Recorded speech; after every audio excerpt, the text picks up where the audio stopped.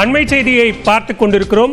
காஷ்மீர் மாவட்டம் பஹல்காமில் நடைபெற்ற தீவிரவாத தாக்குதலில் தொடர்புடைய ஒருவரையும் விடமாட்டோம் என அமைச்சர் ராஜ்நாத் சிங் தெரிவித்திருக்கிறார். கூடுதல் விவரங்களோடு இணைகிறார் செய்தியாளர் சுசித்ரா. விவரங்கள்.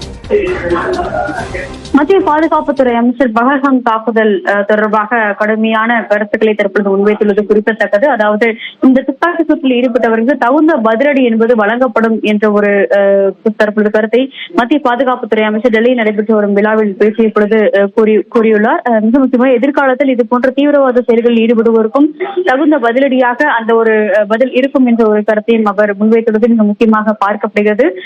பஹல்காம் துப்பாக்கி சூட்டில் ஈடுபட்டவர்கள் மீது உரிய நடவடிக்கைகள் என்பது நிச்சயமாக எடுக்கப்படும் எனவும், யார் அந்த சம்பவத்தை செயல்படுத்தியவர்கள் மட்டுமல்லாமல் அதற்கு தொடர்புடைய அனைவரும் மீதான ஒரு நடவடிக்கை என்பது இந்திய அரசாங்கத்தால் கூடிய விரைவில் எடுக்கப்படும் என்ற ஒரு கருத்தையும் தற்பொழுது மத்திய பாதுகாப்புத்துறை அமைச்சர் ராஜ்நாத் சிங் தெரிவித்துள்ளார்.